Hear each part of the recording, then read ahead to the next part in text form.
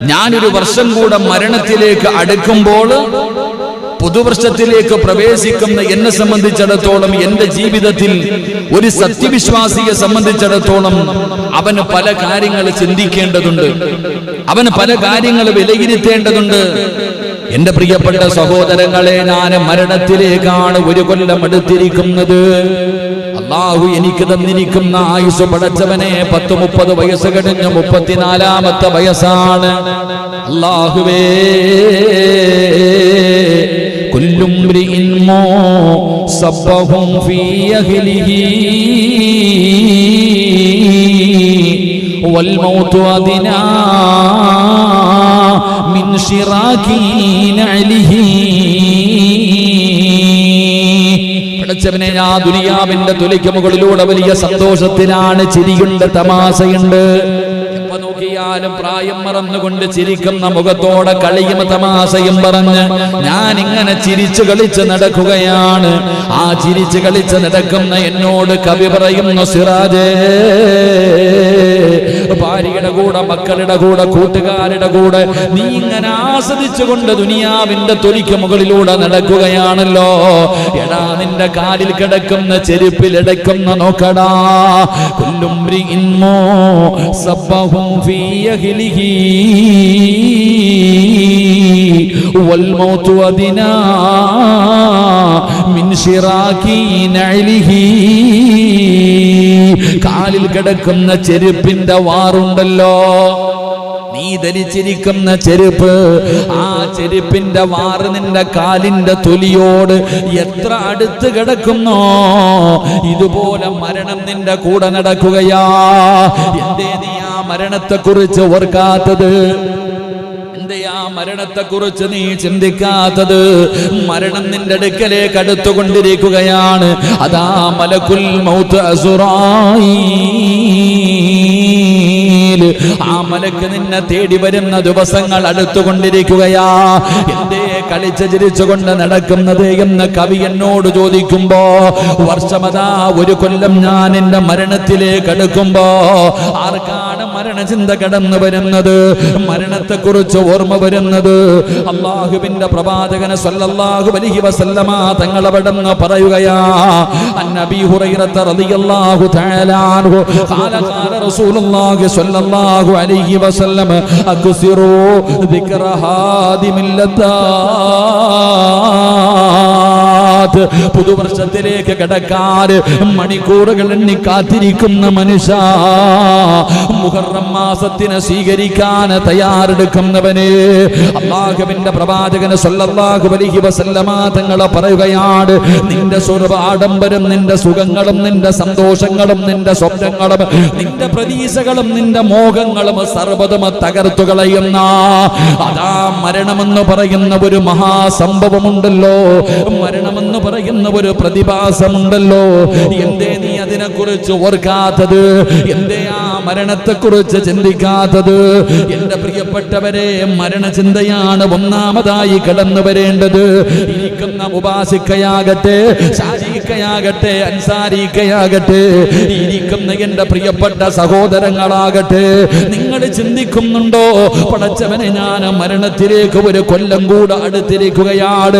ഇന്നാണോ നാളെയാണോ എപ്പോഴാണോ എനിക്കറിയില്ലല്ലോ. ഇതെന്റെ ജീവിതത്തിലെ അവസാനത്തെ രാത്രിയാണോ?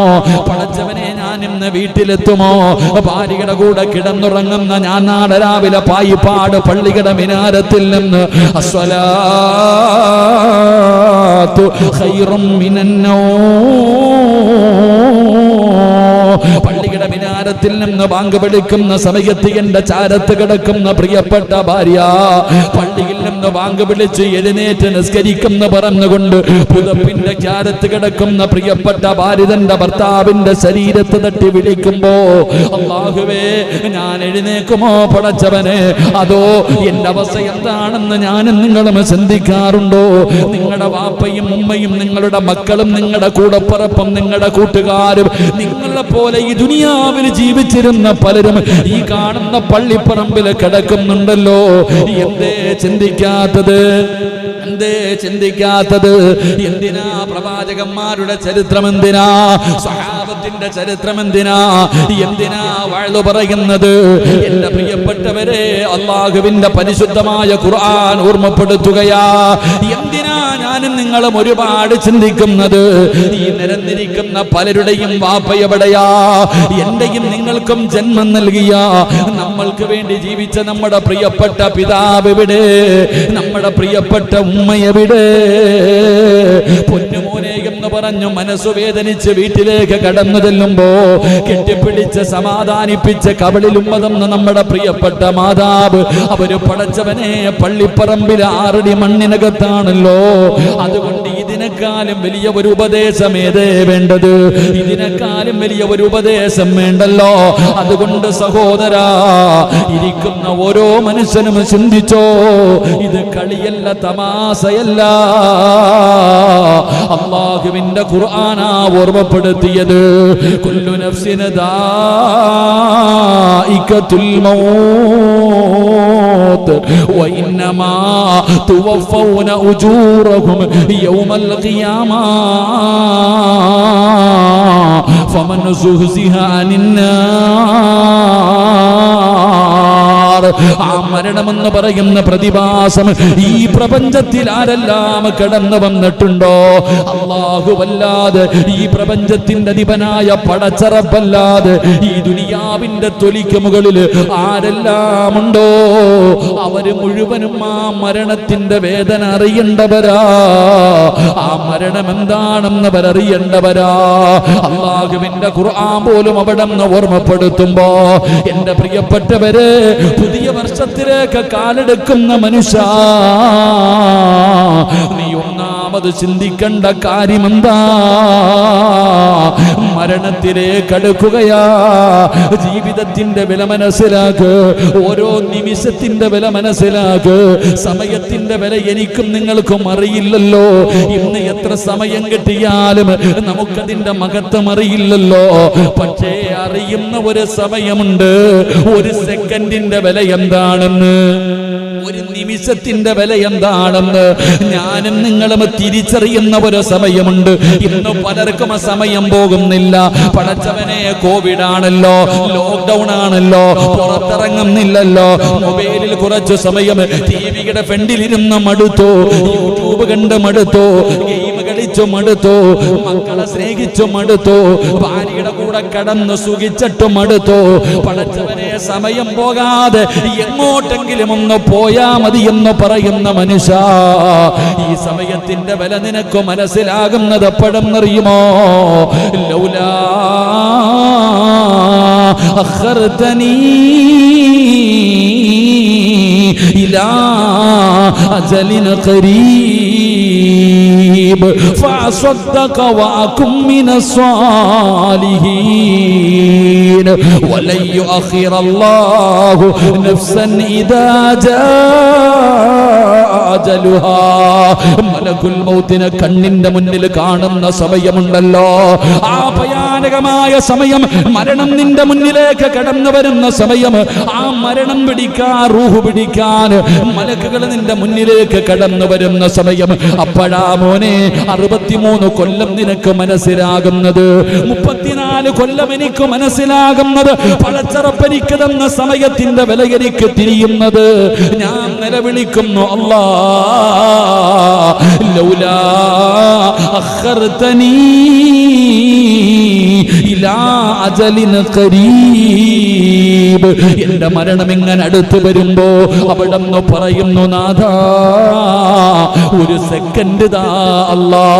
ഇപ്പോഴാണ് മനസ്സിലായത് ആയുസിന്റെ വില, സമയത്തിന്റെ വില എനിക്ക് മനസ്സിലായത് ഇപ്പോഴാണ്. പടച്ചവനെ, ഒരു സെക്കൻഡ് എനിക്ക് താ തമ്പുരാന്, ഒരു നിമിഷം എനിക്ക് താ തമ്പുരാന്. മണിക്കൂറുകൾ പാഴാക്കി കളഞ്ഞ പടച്ചവനെ, ദിവസങ്ങൾ പാഴാക്കി കളഞ്ഞ നമ്മൾ അല്ലാഹുവിനോട് പറയുകയാ, ഒരു നിമിഷം താ അല്ലാ.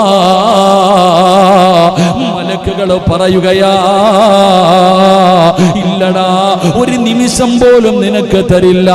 വലൻ യുഅഖിറല്ലാഹു നഫ്സൻ ഇദാ ജാ അജലുഹാ വല്ലാഹു ഖബീറുൻ ബിമാ തഅമലൂൻ. ഒറ്റ സെക്കൻഡ് പോലും അല്ലാഹു നിനക്ക് തരില്ല.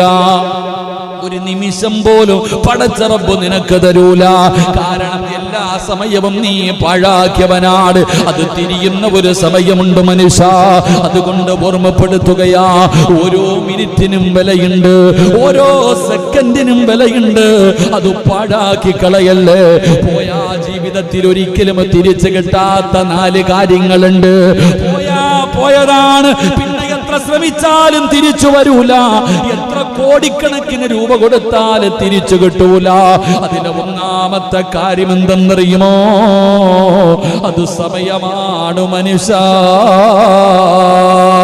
അതുകൊണ്ട് പുതുവർഷത്തിലേക്ക് കടക്കാൻ തയ്യാറെടുക്കുന്ന യുവത്വമേ, എന്റെ പ്രിയപ്പെട്ട മുസ്ലിമേ, അല്ലാഹുവിന്റെ റസൂൽ അവിടെന്ന് പറയുകയാ, മരണത്തിലേക്ക് ഒരു കൊല്ലം നീ അടുത്തു കഴിഞ്ഞു. അതാ അടുത്തടുത്ത് വരികയാണ്, മരണമാണ് അടുത്തു വരുന്നത്.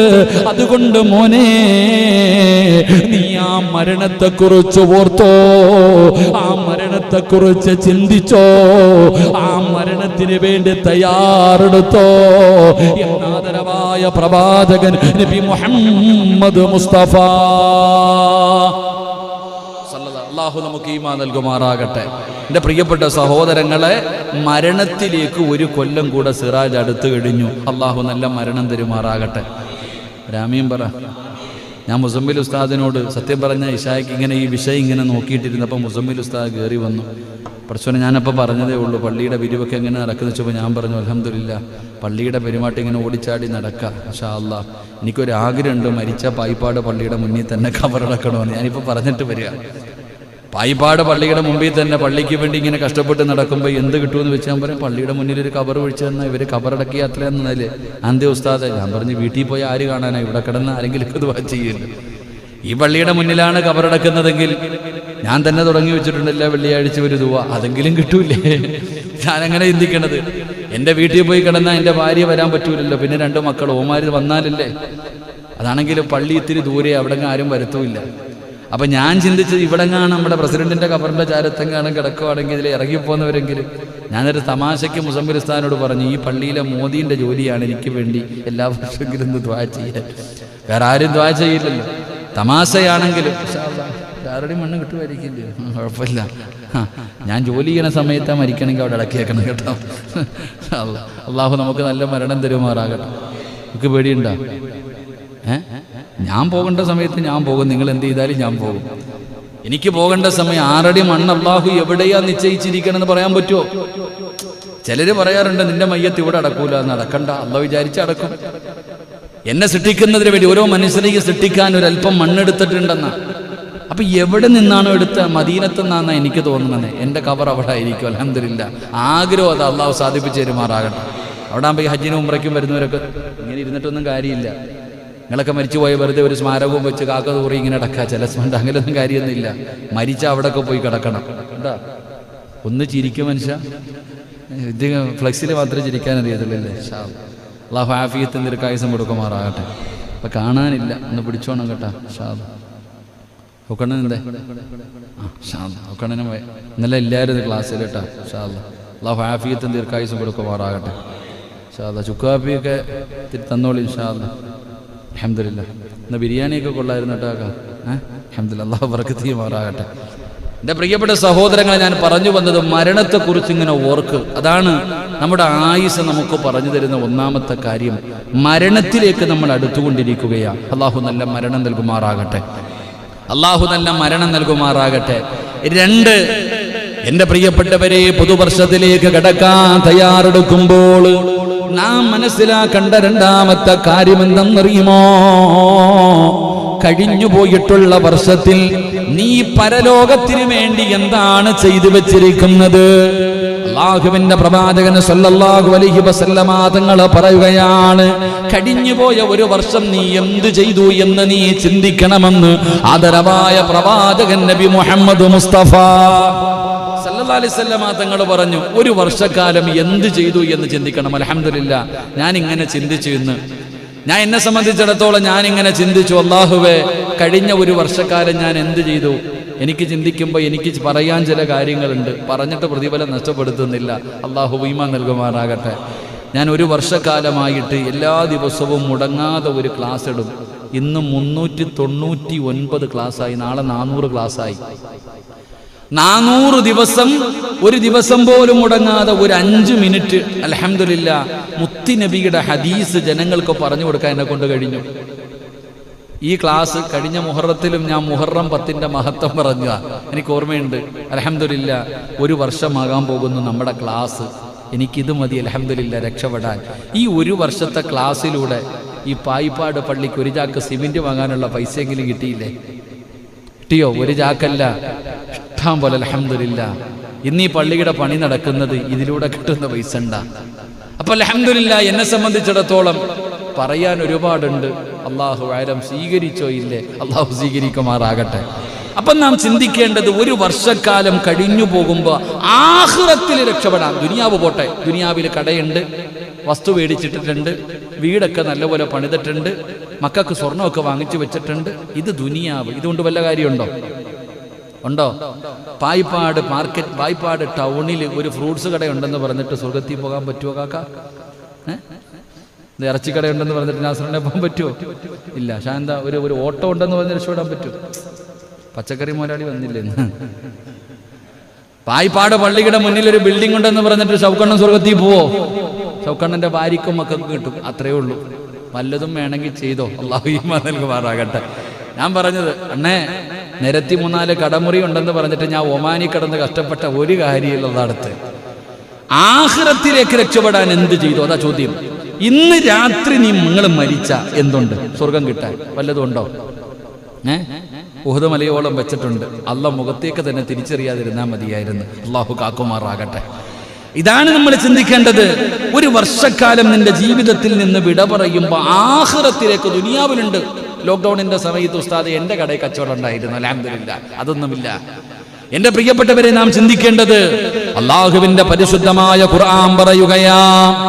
അള്ളാഹുവിന്റെ വിശുദ്ധമായ ഖുർആൻ പറയുന്നു, യാ അയ്യുഹല്ലദീന ആമനുത്തഖുല്ലാഹ വൽ തൻദുറു നഫ്സുൻ മാ ഖദ്ദമത് ലിഗദിൻ വത്തഖുല്ലാഹ ഇന്നല്ലാഹ ഖബീറും ബിമാ തഅമലൂൻ. അല്ലാഹുവിന്റെ പരിശുദ്ധമായ ഖുർആൻ ചോദിക്കുകയാണ്, സത്യവിശ്വാസികളെ, നിങ്ങൾ അല്ലാഹുവിനെ സൂക്ഷിക്കുക. ഓരോ വ്യക്തിയും തന്നാളേക്ക് വേണ്ടി എന്താണ് ചെയ്തു വെച്ചിരിക്കുന്നതെന്ന് ചിന്തിച്ചു നോക്ക്. എല്ലാം അറിയുന്നവൻ അല്ലാഹുവാണല്ലോ. നാളെ പടച്ച റബ്ബിന്റെ പരലോകത്തേക്ക് കടന്നു ചെല്ലുമ്പോ ഓരോ നിമിഷത്തിനും ഓരോ സെക്കൻഡിനും അല്ലാഹു നമ്മുടെ ജീവിതത്തിൽ ചെയ്തു കൂട്ടിയത് മുഴുവനും പിടിച്ചു നിർത്തിയിട്ട് പടച്ചവനെ വിചാരണ ചെയ്യുമല്ലോ. എന്താണ് നിന്റെ ജീവിതത്തിൽ നീ ചെയ്തു വെച്ചിരിക്കുന്നത് എന്ന് നീ ചിന്തിക്കണമെന്ന് അല്ലാഹുവിന്റെ ഖുർആൻ, അല്ലാഹുവിന്റെ ഖുർആൻ. വൽ തൻദുറു നഫ്സുൻ മാ ഖദ്ദമത് ലിഗദിൻ വത്തഖുല്ലാഹ്. 2 പ്രാവശ്യമാണ് ഇത്. സാധാരണ ഒരായത്തല്ല. അല്ലാഹുവിന്റെ വിശുദ്ധമായ ഖുർആൻ എടുത്തു നോക്ക്. ഈ ആയത്തിന്റെ പ്രത്യേകത എന്ന് പറഞ്ഞാൽ 2 പ്രാവശ്യമാണ് അല്ലാഹു ഓർമ്മപ്പെടുത്തുന്നത്. യാ അയ്യുഹല്ലദീന ആമനുത്തഖുല്ലാഹ്. ഒരു വട്ടം അല്ലാഹു അവിടെ നിന്ന് പറഞ്ഞു, നിങ്ങൾ അല്ലാഹുവിനെ സൂക്ഷിക്കണം, നിങ്ങൾ അല്ലാഹുവിനെ സൂക്ഷിക്കണം. എന്നിട്ട് അതേ ആയത്തിൽ വൽ തൻദുറു നഫ്സുൻ മാ ഖദ്ദമത് ലിഗദിൻ വത്തഖുല്ലാഹ് 2ാമതൊരു പ്രാവശ്യം കൂടെ അല്ലാഹു ഓർമ്മപ്പെടുത്തുകയാണ്. 2 പ്രാവശ്യമാണ് അല്ലാഹു ഓർമ്മപ്പെടുത്തുന്നത്. നീ സൂക്ഷിക്കണം, അല്ലാഹുവിനെ ഭയക്കണം. ഈ ജീവിതത്തിൽ നീ എന്താണ് ചെയ്തു വെച്ചിരിക്കുന്നത് എന്ന് നീ ഒന്ന് ചിന്തിക്കണമെന്ന് ഖുർആൻ ഓർമ്മപ്പെടുത്തുമ്പോ, എന്റെ പ്രിയമുള്ളവരെ, കഴിഞ്ഞുപോയ 1 വർഷക്കാലം നാം എത്രത്തോളം നന്മകളാണ് ചെയ്തത് ഓരോ മനുഷ്യനും ചിന്തിക്കേണ്ട കാര്യമാണ്. അല്ലാഹുവിന്റെ പ്രവാചകൻ സ്വല്ലല്ലാഹു അലൈഹി വസല്ലമ തങ്ങൾ അവിടുന്ന് ഓർമ്മപ്പെടുത്തുകയാ, നീ എത്ര നന്മകളാണ് ചെയ്തത്, എത്ര തിന്മകളാണ് നിന്റെ ജീവിതത്തിൽ ചെയ്തത്. ഈ ചെയ്തത് കൊണ്ട് നിനക്ക് നാളെ രക്ഷപ്പെടാൻ കഴിയുമോ? നന്മകളാണോ കൂടുതല്, തിന്മകളാണോ കൂടുതല്? അല്ലാഹുവേ, ചിന്തിക്കേണ്ടത് അവിടെയാണ്. കാരണം അല്ലാഹുവിന്റെ ഖുർആൻ പറയുകയാ, ഫമൻ യഅമൽ മിസ്കാല ദർറത്തിൻ ഖൈറൻ യറാ വമൻ യഅമൽ മിസ്കാല ദർറത്തിൻ ശർറൻ യറാ. അല്ലാഹുവിന്റെ പരിശുദ്ധമായ ഖുർആൻ പറയുന്നു, ആരാണോ ഒരണുമണിത്തൂക്കം നന്മ ചെയ്തത് അവനത് കാണുന്നതാണ്. നാളെ ആഖിറത്തിൽ നീ കാണും, ഒരു കടുകുമണിയുടെ അളവാണ് നീ നന്മ ചെയ്യുന്നതെങ്കിലും നാളെ റബ്ബ് നിന്റെ കണ്ണിലത് കാണിച്ചു തരികയാ. അതാ വമൻ യഅമൽ മിസ്കാല ദർറത്തിൻ ശർറൻ യറാ, ഒരു കടുകുമണിയുടെ അളവ് തിന്മയാണ് നീ ചെയ്യുന്നതെങ്കിലും നാളെ നിന്റെ റബ്ബ് നിനക്ക് കാണിച്ചു തരുമെന്ന് ഖുർആൻ പറയുമ്പോ, ഈ മലക്കുകളുണ്ടല്ലോ, ഈ രണ്ട് ചുമലിലിരിക്കുന്ന മലക്കുകളുണ്ടല്ലോ, സർവ്വതും എഴുതി വച്ചിരിക്കുകയാണ്. ഞാൻ ഉറങ്ങിയാലും അവരുറങ്ങൂല, ഞാൻ എന്ത് ചെയ്താലും പടച്ചവനെ അവരിങ്ങനെ കണ്ണു തുറന്നിരിക്കുകയാണ്. പ്രസംഗിക്കുന്നത് എഴുതുന്നുണ്ട്. ഇവിടുന്ന് പ്രസംഗം ഇത്രയും നേരം നിങ്ങളെ ഉപദേശിച്ചിട്ട് എല്ലാവരും സലാം പറഞ്ഞു പിരിഞ്ഞു, എല്ലാവരും പിരിഞ്ഞുപോയി. ഞാൻ ഒറ്റയ്ക്ക് റൂമിന്റെ അകത്ത് കയറി, വേറെ ഒരാളുമില്ല പടച്ചവര്. ആ റൂമിന്റെ അകത്ത് ഞാനിരുന്ന് ചെയ്യുന്ന കാര്യവും ഈ മലക്കങ്ങ് എഴുതി വെക്കുകയാ.